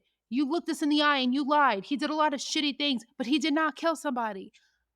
I get that part of it. I totally get that part of it. I've said that before. I've said I do get it at this point, and I agree. And Kristen Doty has talked about this also. Like, we agree. He did not kill somebody. He got way too much hate, but that has nothing to do with Ariana. Ariana was not perpetuating this, and I think that Sandoval has made everybody convinced that Ariana was the one perpetuating this. Did Ariana need to say publicly, leave Tom Sandoval alone? No, she fucking didn't. You know who would have said leave Tom Sandoval alone? Tom Sandoval being fucking really, truly, authentically, genuinely remorseful and saying something, then people would have shut up. People forgive freaking murderers. Look at Gypsy Rose. People, and I know Gypsy Rose has a whole thing with her childhood and all that. I'm not trying to go into Gypsy Rose. I'm just saying people have forgiven murderers. They would have forgiven him. And he did not stand up and have true remorse, right? So do not put that on Ariana. Do not. That's how I feel. And she did. She fell into his trap. She did exactly what he wanted her to do. She fell right into the trap. Yeah, wanted the moment. And yes, I agree. Tom should not have gotten the level of hate over all the months. And I mean, Scheana and Lala were diving in and going against Tom. Like, Okay, thank you. Really? Like, what are you doing? And now, like, 5-6 months later, they're the opposite and they have his back and they're going against Ariana. I'm glad more you Lala brought than that Scheana, up. but like, can you talk about that a little bit? Like the podcast and all that they did? Like the amount of, they went full in more than other people in the public. Way even. more like, than Ariana. They went in hard against Tom. Like every podcast episode, having people on talking about this and that and, merch and like, they went hard against Tom. And now songs, yes, songs even. There's a song here. She performed a song at the finale here against Tom and Rachel. Like, I just don't get it. So like what they're mixing up here is like, okay, everyone, don't F with Tom. Everyone means so hard with Tom. But then they're mixing that up with like Ariana's true feelings. And like, that shouldn't be the same thing. Ariana should be empowered to not have to film with someone that effed her over so badly. Mm-hmm. And that should be okay. Like, why is that not okay? I don't know. I feel so bad for her in those moments. Like, I couldn't imagine if my friend, let's not say even my best friends. Okay, let's say my coworkers who I have that I consider like some best friends and some good friends. You know what I mean? Like if somebody did this to me, and then they were just like, you have to do this, you have to be with them, you have to hang out with them, you got to talk to them, you have to have these conversations, and you're wrong if you don't do it. And I don't know. And like, you want somebody to get strength after these things. Like, it's just so messed up. But then you can go as hard as you want, making your bank, but you just don't like the way I'm handling it, even though I was the actual victim here. And my life was the one really affected by it. This was not your 9-year relationship, Lala. This was Ariana's 9-year relationship. Right. And she carries a lot more memories, emotions, connections through those 9 years. And you want her to just shut that off and... Oh, can I bring up something quick actually about that? Because there is this whole fake thing going around that there's this whole narrative going around that Sandoval and Ariana did not have a real relationship, that their relationship was fake. That is not true. And I can say that factually from talking to real people. And you guys know, if you know me by now, I don't say shit unless it's true. I will never tell you that I will have source information if I don't. I have clear sources from sides that you would want that information from, both sides. Okay, I'll just say that to make it very clear. They had a real relationship. It was not fake. They had problems and issues, and their relationship was not in a good place. As many relationships aren't in good places, sometimes for weeks, sometimes for months, sometimes for years. They did have issues. They were not super affectionate. They had all the shit that we saw on the show, but a lot more behind closed doors, just like the housewives who like to portray a certain, thing on the show. And then behind closed doors, you find out how F they really are and what's going on. Yeah. Not so different from so many people. Okay. By the way, Lala had this whole thing with Randall, tried to make everybody convinced that he was the best guy ever. But anyway, Scheana did this also with Shay, right? Like, everything's perfect until it wasn't perfect. With Rob, everything is great. Rob, until actually, So like, this is common. So people, it is true. They did not have the best relationship. The relationship was probably on the outs, but it was not fake. There was no fake relationship that is not going to come out at the reunion. I know some people are thinking that. It is not, because it's not true. So... that's just something that has been put out there, like, for the Ariana hate. Well, it's so easy to just throw a narrative out there, let it get picked up, spun around, and then it's like, who's going to come and say it's not true? Well, it isn't true. They've said that. No, but I know. Even Sandoval has said that. But a lot of people throw stuff out there just to kind of get it out there. Right. Like, people pretend that they know things. I mean, you see it with everything, right? It's very frustrating because once people can attach to an idea, then it kind of, oh, well, don't you guys know it's a fake relationship anyway? It's like, no, where'd you hear that? That's not true. And when I have presented videos, even against people I don't like, I will not claim something as fact. Like, even when I did recently, I said, is this happening or is that like a question? Because I'm not sure. Just seems like it, you know, or I'll say it's my opinion. But when people are like, oh, they didn't have a real relationship, that is not true. I don't even understand. Can't just make that statement. No, it's ridiculous. So that's all bullshit. So if you're listening and you've heard that and you weren't sure, it's wrong. Promise you. What's not wrong is that they had issues. What's not wrong is that they were not as affectionate publicly, like, oh, how do I word this? I don't know how to say, like restaurants or in front of people at parties and PDA? things like that, like PDA, as they were like on the show at times, which they weren't even that affectionate on the show. You could see Yeah. Ariana really start to get annoyed with him as the seasons like went on, obviously with the book. And then like you saw her sticking up for Katie and you saw Ariana also saying to like, I'm not going to do this whole Tom against the girls things. Like you saw how she would get annoyed at him. By Yeah. the way, how could you not? Like if somebody had not been there for you emotionally, and this was a thing that has come up recently, like if somebody's not there for you emotionally, and we've talked about this as well, a woman cannot be intimate in the correct way physically if they're not emotionally, most women at least, we shouldn't say all because we're all different, right? But not there emotionally. If they don't feel emotionally safe, they don't feel physically safe if they don't feel emotionally safe. So I could understand why she wasn't doing things because she didn't feel safe, you know, and people using that against her. Like, what do you expect? She's going to cheat if they're not having, come on. No, No, people, no, hold on. The what you expect he's going to cheat should not be the effect, right? Look at cause and effect. That she's not being emotional. She's not being, intimate with him. So what do you expect? He's going to cheat? No, that's not. It should be okay. Then Tom's not happy in the relationship. They're not doing well. You break off the relationship. Yeah. You don't say, oh, well, what do you expect? I'm going to go cheat. Right. Or you go to therapy. Or you go to therapy. Like you do that. The answer shouldn't be, well, what do you expect? Of course he's going to cheat. Yeah. No. What world do we live in where that's the of course? No, it's ridiculous. No. But apparently there are a lot of people who have that, like who, like even people in DMs to me who have been like, who are very kind people and who are so sweet and all, but they've said like, I just want you to know, like, this is very common by me, like the whole cheating thing when you're not happy in a relationship. But I just feel like it's such a wussy pussy, like Lisa Vanderpump says, way of dealing with things. You go to therapy or you get out. You know why Tom Sandoval didn't get out? Because even though people are saying Ariana stayed there for, you know, the look of the relationship and all that, Sandoval was in that relationship too. And he has basically said this too. They had all their partnerships. I think he said on Howie Mandel, I don't remember what it was, all their partnerships and all their deals and all that they were holding on to, just like Brittany and Jax who are having their issues now, but they're still doing all their work, right? That he didn't want to let go of either. And so they were the power couple on the show. They were the right? power Tom couple and on Ariana. the show. Yeah. Mm-hmm. Oh, if we break this up, like what's that gonna look like? Right. But why is that on Ariana? Why is that on Ariana? I don't know. It doesn't make sense. So it's bullshit. It's bullshit. And she was definitely blindsided to have a 7-month affair. Like people have said, like, it's not, again, a one-time thing is not okay. But I'm just saying, like, it was so terrible what was done to her. And then for him to go to therapy knowing that he was sleeping with Rachel, and then for him to, you know, even you could watch season 10, by the way, if you don't believe, go watch season 10 and see how he was like acting like, Ariana, like we gotta hang out, we gotta do those things.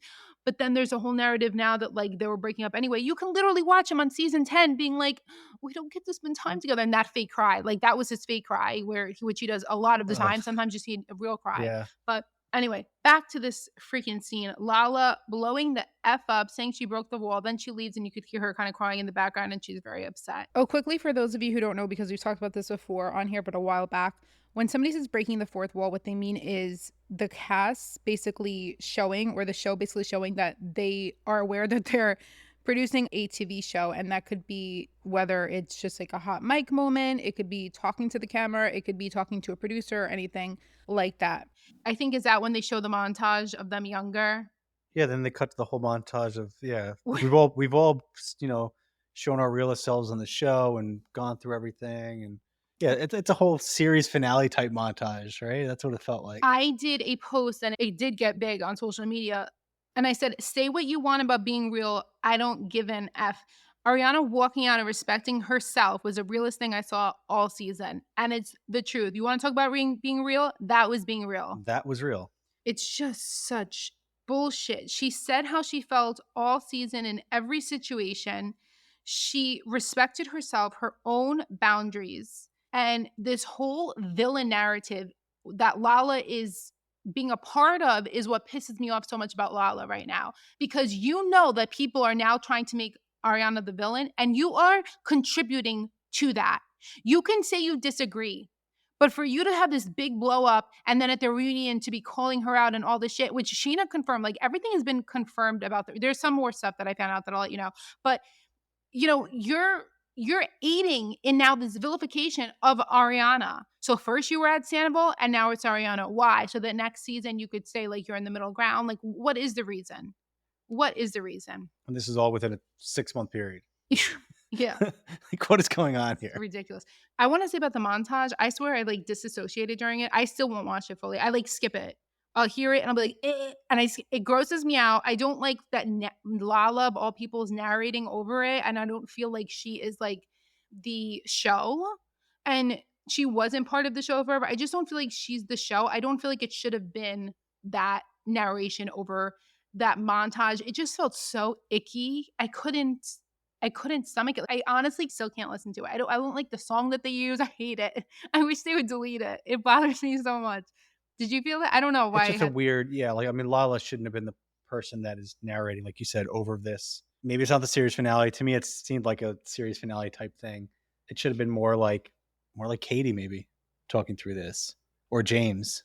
I don't know. I feel like it was a weird montage to have for this when it's not a series finale. Yeah. So then when they're leaving, Ariana, Brad, Dan, and their friend, they're happy. You know, they're leaving and they're happy. Yeah, because they didn't have to deal with the bullshit that was going on inside. They left. They're going to Applebee's, their neighborhood bar and grill. They're happy. Right. And they stayed true to their truth and their morals. And they got what they, they left with their heads held high and were happy leaving.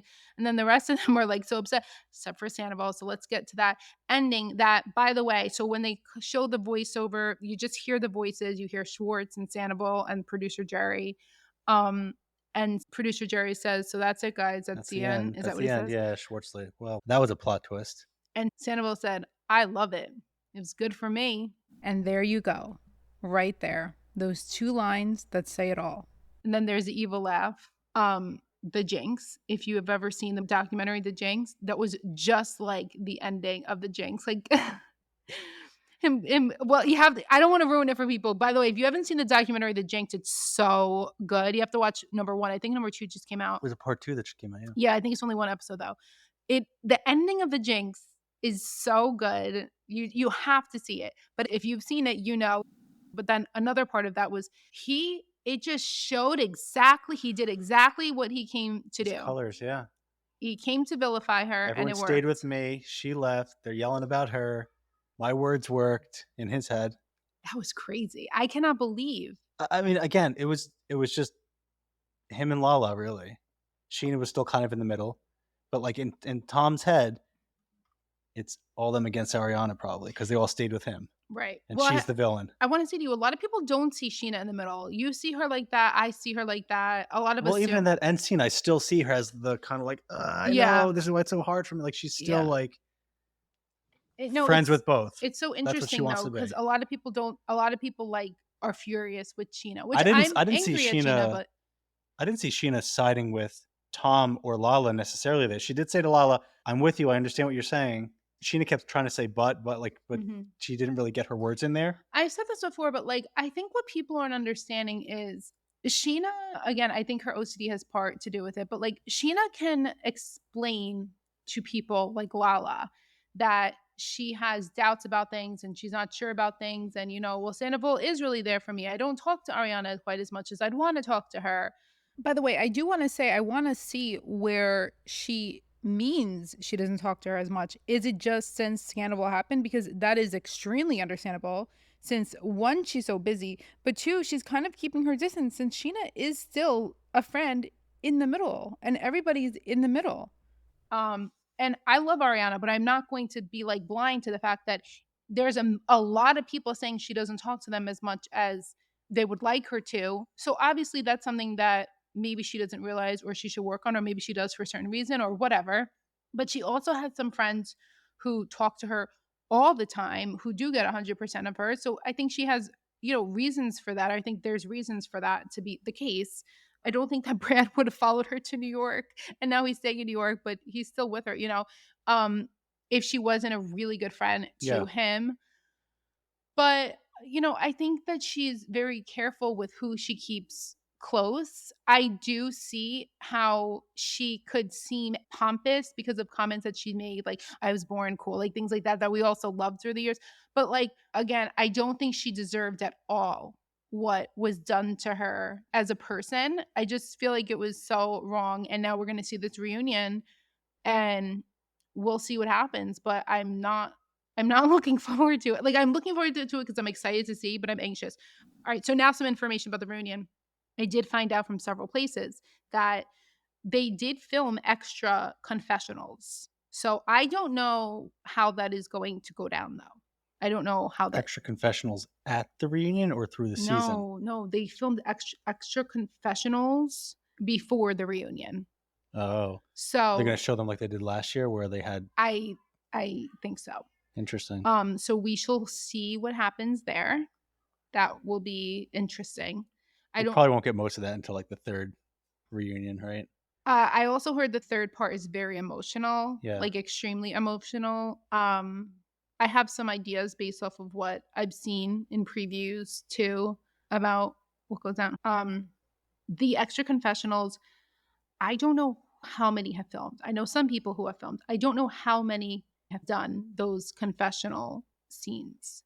Now, with the reunion, and Ariana saying this stuff like after the reunion, you could only imagine that it was way worse than this because we saw this, but then, like you said, she's watching it live.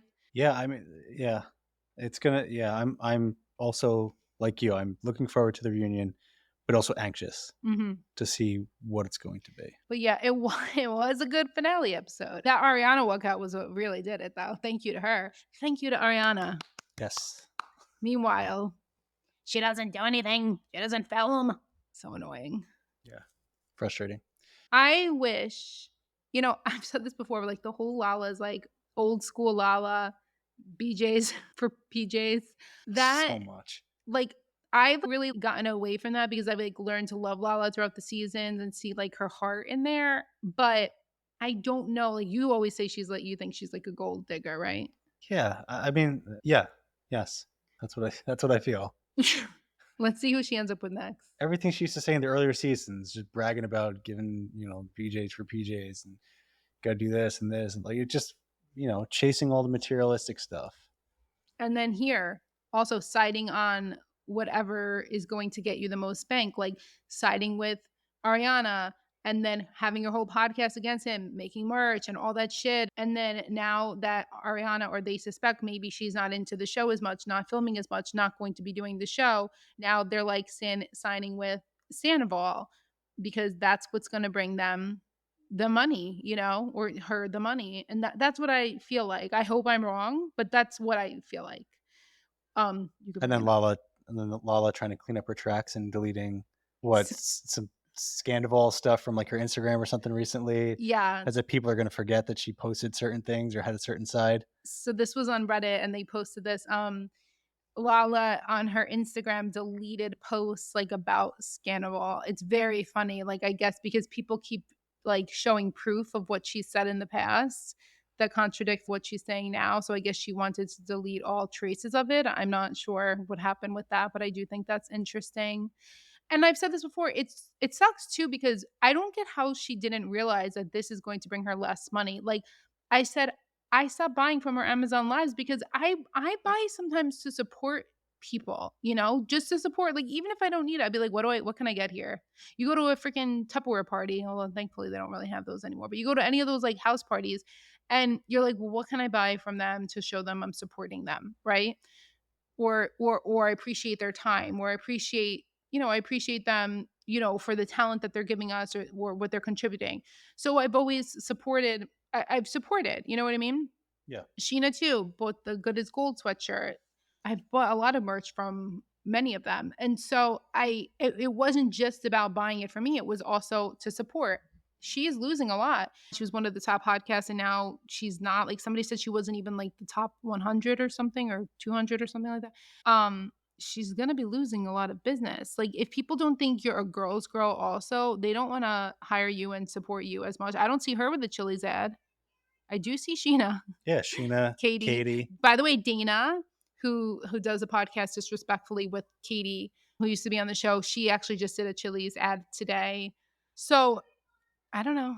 Just girls. Yeah, she should have stuck together.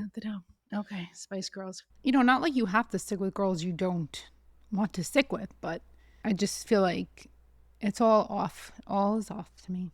Anyway, that's the end of our recap. This was a lot. Yeah, it's a good episode though. Good episode. I'm excited to see the reunion. Me too. Okay, now for the news.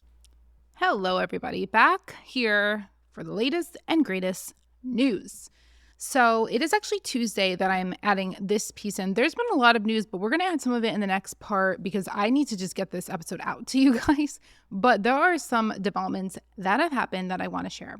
So for one, if you saw my picture that I put of Joe wearing the guy in the gold jacket from finale night, wearing his jacket, I did get information. Somebody messaged me and I wanted to share what they said. I thought it was really interesting and honestly, it makes sense now. I how do I explain this? Kind of cross-check this with somebody else and put pieces together. And I feel like this is likely to be what happened. However, could be wrong, but I do want to share it because it does make sense. With that also, I want to say Joe did a live last night and people were asking her. I was not on it. I was actually sleeping for one of the first times. My husband was downstairs and he was helping me edit the podcast, getting rid of like those long pauses and things like that. And while he was doing it, he saw that Joe went live and he recorded or tried to, but some of it didn't get recorded. Thank you to Pump Rules Podcast, Craig McNeil. He's so nice. He sent the videos to me to see and Glorified Gossip Girl who asked him to send them also because I had done that post and people were asking Joe, what's the deal with the gold jacket? Why are we wearing the guy's gold jacket? They were asking her for like 10 minutes and she was doing goat noises and a goat impersonation for 10 minutes. I'm not exaggerating. There were some questions that were asked during this live that I felt were inappropriate. I want to say that. I don't want to, I just want to say, I feel like some things asked of Joe, and I've said this before, but again, this happened, are taking it to a new level and are wrong. But anyway, people were asking specifically, which I don't mean this as an example of something wrong to ask, about the jacket. And she acted like she had no idea what they were talking about. And I posted the clip because it was sent to me and I posted it. Here's what I'm gathering from the clip. She sounds very unconvincing. She sounds like she's lying. And we know she has been known from what everybody has been saying to lie. But I could be wrong. It's really hard when people lie. You don't know what to believe. My general feeling is that she didn't say this. She was just like, no, I don't know what you're talking about. I was only wearing, first she was wearing Schwartz's jacket. And then she's like, or my friend Jeremy's jacket. And then she's like, and Scheana had a jacket. Scheana had different jackets on too. Because I remember when Brock was trying to get her jacket. So she was making funny excuses and it made it seem like she was lying. But I think she probably didn't remember. And I think that she probably just asked random people, oh, that's a cool jacket. Can I wear it? That's the impression I'm getting. Could be wrong. She could have known this guy. Not sure. However, I have confirmed, and I did this in the past with many people who were there, that they were saying a few people knew who this guy was. He was a husband of someone invited, okay? But they did not know him well. The cast was not like friendly with him or not friends with him, did not know him before. That's what they're claiming. It's a little sus. Like when I watch the scene, it seems so fake. Like to me, Billy's reaction seemed fake. Sandoval's reaction seems, like we said, super Sandoval. Joe's reaction also seemed a little off, but sometimes we're judging reaction too harshly, so I'm not sure. However, I do know some stuff about this guy. One thing that's really funny and interesting is this guy I found out.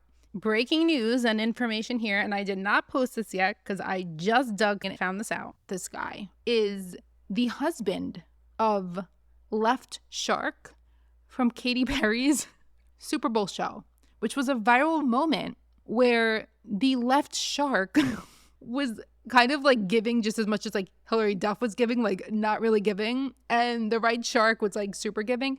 So it's very funny that this guy his husband is left shark. So it's just interesting that the two of them now have these viral moments.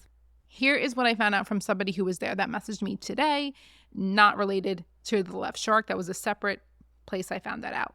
Okay, so this person said, "This is legit. I was at this party with my wife and her friends, and at the end of the night, I even think some of the cast left. A younger guy in an earpiece was talking through this in conversation to me.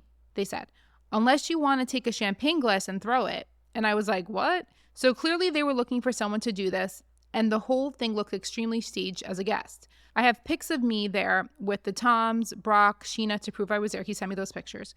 I can tell you who said that to me. He occasionally shows up on these Bravo shows. So he sent me who it was. I do know the person. When he sent it, I was like, okay, yes, I know who that person is. I did not know he was on multiple Bravo shows. They are not a producer on the show. And from looking at the profile, I know what their job is. And it's not related to production from everything that I've checked and people I've spoken to. As far as I know, I do trust the sources I got this from. But anyway, I want to share what else he says. So he continues on and he says, because I explained that to him, and he says he was wearing an earpiece all night and I talked to him a bunch. It was getting late in the night, seemed drama-free. I had this quick little chat with him as I walked by, and he said something to me about throwing a glass into the cast area. And I was like, what? Went back to the group and mentioned it. Then, like literally as the party was wrapping up, that happened. We ended up with liquid all over us, which honestly was probably water. And I saw that dude get dragged out. He puts in quotes. I was like, that could have been me. All right. So this makes sense. I do know why that person was wearing an earpiece, or would be wearing an earpiece, I should say. But I do protect names because, like, this is like an allegation and I want to protect people. I try to not share names unless names are like completely out there. I talked to somebody that was there and they were like, yeah, actually, like, we make jokes. Like, if you throw a champagne glass, you're going to get on TV. So it's definitely possible that this was staged in some way, like we suspected. Or the other way it could look fake is that guy wanted to get on TV and decided to make this scene after hearing suggestions like this. Either way, that would make sense. Somebody said to me, who is a source from the cast, they said production wouldn't allow a champagne glass to get thrown. That would be dangerous and it's a liability and all that. So I do agree with that, unless it was like a shatterproof or one of those fake champagne glasses. But I thought that was really interesting. I feel like it makes more sense. I did find a little bit more information. I'll share some more next time because I want to just like check additional things. I don't want to, put too much out there without really knowing. I always tell you guys when I truly believe something and know it for a fact, not sure. And the person who messaged me is not like a source. They're somebody who was at the party and they were very nice and they sent me pictures as proof. And I feel like the story was very believable, especially with the other person I checked it with. It makes sense. It's just funny. And lastly, if you've been following online, they released a list of cast members for the new season of Traitors Season 3. And I did not believe that cast, although it was quite enticing in some ways. I did not believe it. And then it did come out today that that was not the accurate and correct cast. So I didn't post that. And I will just leave you with that. So that is the news for today. Like I said, there are other things. Shenanigans podcast was a really big one. It gave a lot of information. I'm expecting tonight with the reunion part 1 to what they kind of always do with reunions. It gets better and better as you go. We're not probably going to get too much, I don't think. But I'm excited for the reunion tonight and to see what happens. I'm nervous. I'm very nervous. We will see how that goes down. I want to say to you guys too, I added a subscription on Instagram and I made it really low price. It's $2.99 because I don't want to charge people too much, but also it is a lot of work to do these things. So I do want to get something out of it. We don't make money. I don't make money doing the podcast or doing my Instagram or even my TikTok anymore. So if you wanted to join that, I'm actually doing that subscription as Down to Reality Pod and Reality Ops. And I just started a couple days ago. I'm going to add a lot more to it. And now that I know I'm doing the podcast with me as the main host, I will put a ton of stuff from the podcast on there. So it'll be like a joint subscription. I was going to do a Patreon, but I think I'm just going to stick to Instagram for now because it's easier. I'm on there all the time anyway, and I could just add extra reels for you guys and extra stories and things like that. And there will be a message chat in there and all that. Okay, let's get Hubs in here to say later. Thank you, Hubs, for joining and supporting. I know it's been a wild ride with this podcast to try to figure everything out, but I appreciate you always being there, and I do really love your takes. Yes, and I do love being a part of it. It's a lot of fun. Love the drama. Love the talks. You love the drama. In real life, you hate drama, which is so funny. You're like the antithesis of drama. I like the drama that doesn't impact my life. Yeah. Don't forget, please like, subscribe, whatever, rate us 5 stars. Feel free to leave us messages, nice ones. Any constructive feedback is great, but we appreciate your responses. I always appreciate your DMs. Like I said earlier, your messages to me meant so much. Cannot even explain. All right. Thank you guys. We will talk to you later. Later.